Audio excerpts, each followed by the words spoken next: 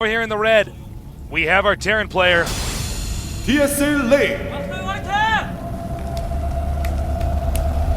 Some cheers from the fans in the audience. I don't know if that picked up in your mic, or in my mic, excuse me. And now down to the blue, Zerg. Yeah. Yeah. Yeah. Just had to say it. Yeah.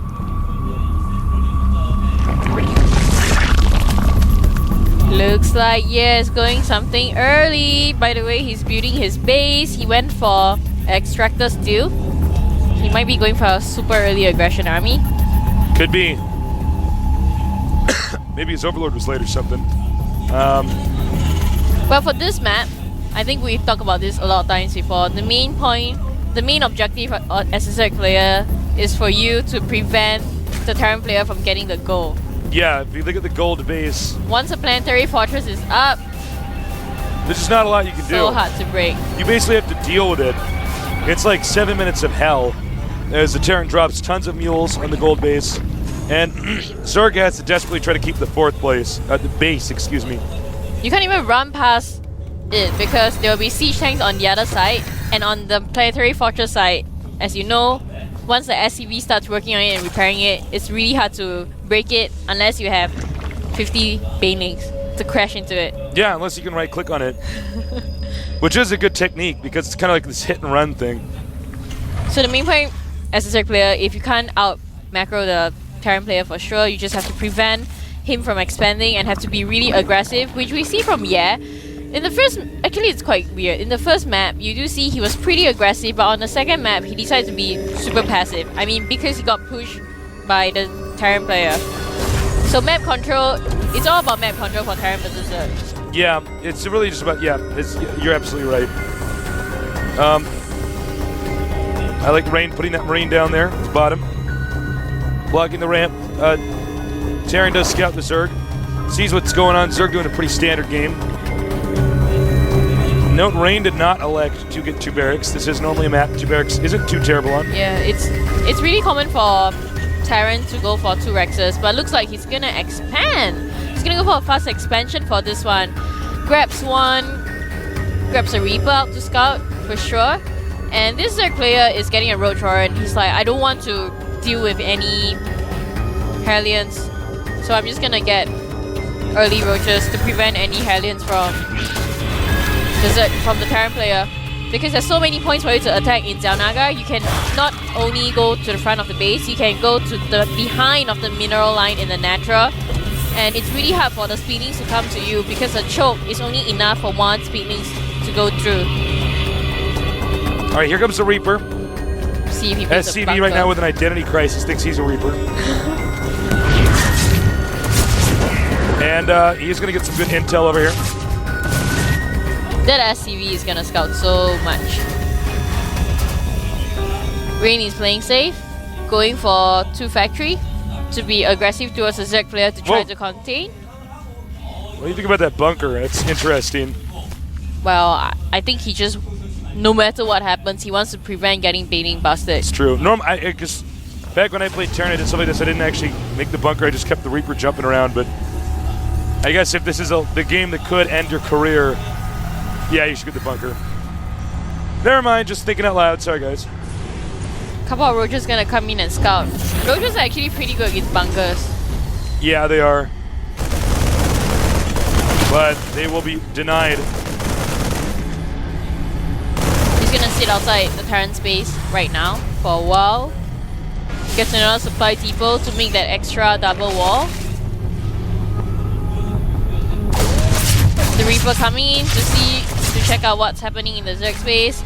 Zerg is getting speed at the moment. Terran is getting siege tank. Sees a siege tank. Once siege mode is up, the Terran player will move his army out and start moving his orbiter out. In case you guys are wondering, how come there's an orbiter in the Terran base and he's not moving out? Because he's just messing SCV, waiting to transfer them. Yep, absolutely correct. Now, this is kind of a funky build we're seeing from Terran. It's basically just a bunch of siege tanks cranked out here. I've never seen a build. I thought we were going to see the Blueprint Hellions. due to the architecture of the map, but I guess not. So I have little experience with 2 factory tanks into fast expand. I don't quite know what to tell you guys. Zerg is getting his 3rd and 4th gas, so we'll be seeing Muta pretty soon. Once his layer is up, he'll put on a Spire. Normally a Terran will just get a Thor to defend that if you're going for mech. But he's actually not going for true mech, pure mech. He's actually going to go for mech, then transition into bio with Marines and Marauders. Note the bio won't be as strong because there won't be medevacs like normal bio. Zerg drops on an expansion at the 9 o'clock position. The good thing about that is, to be very, very honest, I've seen it happen a lot of times before. The Terran player doesn't scout my expansion at the 9 o'clock or 3 o'clock, which is very weird. So what I do is I make pure drones there and don't let any units stream out of there. And they don't find out until the end of the game that I actually have an expansion there. They're looking at my base and waiting for me to take the goal or the second natural. Yeah. But I well get said. the expansion there. In case you guys didn't know this, Kelly's actually good at StarCraft, guys. She's actually better than most of our viewers. Tasteless is better than me though, of course. It's because I use a Tasteless build. Because he uses a Because I use a Tasteless Tasteless build. Even though I know what a Tasteless build is, I can't stop it. You can't stop it, man. Can't stop that build. Sorry, go ahead. The bad thing about getting an expansion there is when I get attacked, it's very hard for me to defend. It's so hard for me to defend because of the choke. My banelings can't reach any of the army that the Terran is going to bring in. It's an interesting move here from to take this location. Spire is up for the Zerg player, and like you said, he got a Thor. He got a Thor. And 2 Thors. 2 Thors. And unfortunately for the Zerg, he also got turrets. Yeah. His Some are not going to be some players don't get the turrets. Some players get a little bit cocky. Really? Yeah. That's actually very what bad. I've done. I've done that before. I'm like, no, I want to make a 3rd command center and try to get my base up and make the turrets afterwards. But and then when the mutas come in, you're like, you're like, no! okay, this sucks. Like, but I have done that when I mech'd. This Zerg is very good actually. Look at the way he macros. He's getting a 4th base right now straight away after he just dropped his 3rd base. In case the Terran gets suspicious, where's his 3rd base? Now I know. He has one. Mutas are gonna come in, sees a turret, doesn't want to try to get in, sees a Taurus up front, sees a bunker with Marine in front, knows that he's not gonna do much with this. Probably gonna amass an army before he tries to push. Getting +1 upgrades for his flying Mutas. Terran is also getting upgrades for himself. Terran actually has a pretty big army right now. Having a look at the army tab, they're quite even on army count. And have a look at the resource tab. It's pretty even actually. Zerg is usually 20 supply ahead. Oh no, excuse me, it's actually normally vice versa. So actually Zerg is in considerably good shape. Yeah, normally Zerg is about 20 supply behind. Bunker under attack here. You know, if I'm the Zerg player, I would be very worried because I hate fighting a mech army. And if I was him, I would tech up the Broodlords right now. Because Broodlords are kind of the only thing that can counter a mech army without me rebuilding my army a few times. Rain still doesn't know that the Zerg has a 9 o'clock base. Right. Yeah, he doesn't know about that at all. That's really important. He doesn't seem to be scouting much as well. You know, Rain, there's something very strange about him in this, in the first game and this game as well, is his ability to be remarkably passive. You know, he's just like very... He needs to be stomped. He needs to. He needs to be stomped. Be more aggressive. Oh, now we have the push actually commencing. And we don't see him going for the rocks, so this is not, I think this decision's a little bit myopic. I think he should have gone for the rocks at least before he pushed so he could take the gold. But I think he thinks this is the Terrans, the Zerg's first 3rd base in the game. This is so risky. The Zerg is going for the counter attack right now. Yeah, the Zerg is going to give up that expansion because he knows Terran only has 1 base. This is actually great decision-making skills by the Zerg player. This is what you want to do. You want to force the Terran player to back off, but the Terran player is already so far into your base. Zerg player is going to back off right now and try to defend his natural. Comes in with his Marines. Has to be careful not to get caught by the banelings. Sieges up. All right, it's now or never. Oh my god! That was so bad. Why did he use the Oh banelings my on god, the I think Thor? like 20 banelings hit a Thor. That was, oh my god, that's not good. That's a, yes, that is statement is Okay, undeniable. if Rain wins this, it is because the Zerg player was... It's because the Zerg made a mistake, basically. Yeah, his army was actually big enough to counter Rain's army. Big mistake, dude. Here he comes. Takes on a few Marines. Muta picks off all the siege tanks that Rain has. This is what I mean. How can Rain lose this push if he was in front? I can't believe this. Look, this is one of these situations. Look, now Rain did a good job with the push. Note, Rain still doesn't know about the base in the center left, so Rain thinks this game's over. But man, those banelings, I keep thinking about it when they hit that Thor. I know, I keep thinking about that. It's like a horror movie. When that happens, I always say, it was a lag. It was laggy. It's like, that's when I say I got tabbed, I got IM'd, I left Skype on. Well, this is interesting. By the way, guys, I don't know if we're going to get a shot of him in the audience yet, but this is an important fact I was just filled in on. Yeah is actually Nesty's training partner and good friend. Oh my. Oh my. So that's why this guy's been so mysteriously good, and why Rain's been having such a hard time.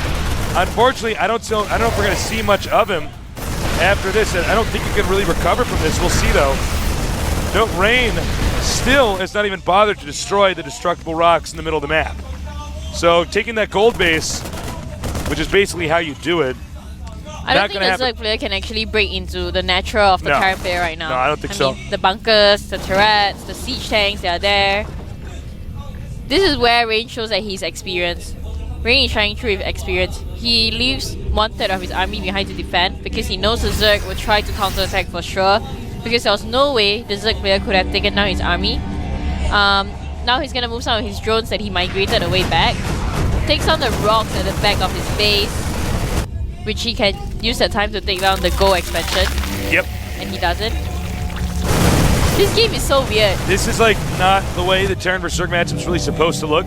Now, one thing that's going good for Yeah right now is he wasn't losing a ton of drones throughout this game. So he can actually reclaim these two bases and the game will go on. But Terran's got a pretty frightening push coming up here. Terran about 150 supply. Upgrades for +1 attack almost done. Looking at the army size, the Zerg definitely doesn't have enough to defend this at the moment. Can't get caught by the tanks for sure. Oh. Can't lose his banelings. He's gonna try to go it's for gonna be it. right where the banelings hit. Oh, is he gonna catch a Marines? Very nice by Rain. But remember, Zerg can still replenish.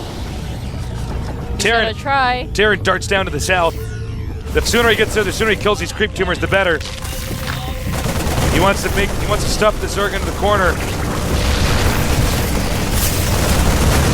Marine's gonna come in, pick off most of what is gonna be at the Zerg's natural. Uh-oh. Tanks are siege up. I don't see a way the Zerg can break out of this. Insane. It's gonna be up to these mutas. There's not enough mutas. Medevac's there to support. Siege tank's still there to shoot down.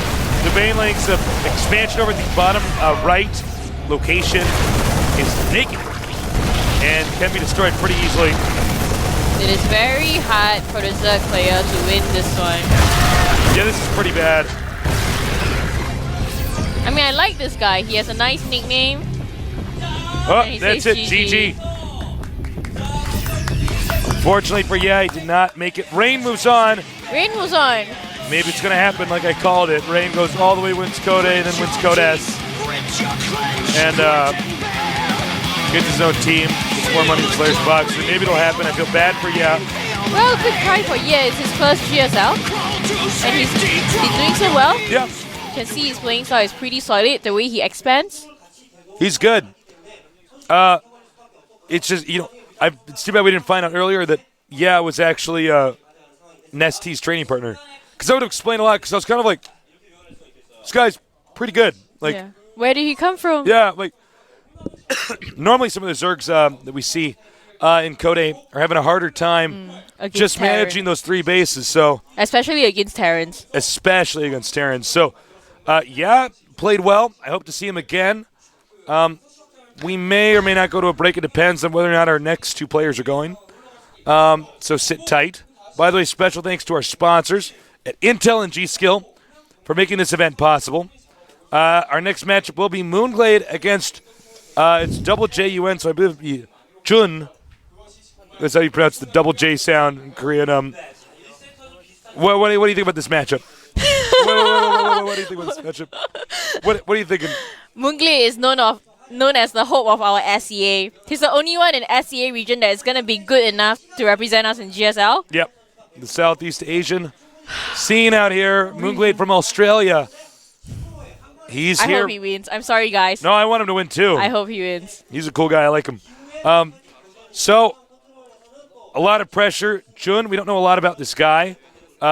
He's from Xenex. Yes. He is actually Destination. He played in GSTL and he did 3 kills in a row against Slayers. Did he? Oh, that's right. What am I saying? Of No, course. you don't recognize him because he's not using his own Yeah, name. it's not the normal. Okay. Okay, I got Please it. just know that. He's actually the one who told me that. This guy did 3 kills against Slayers.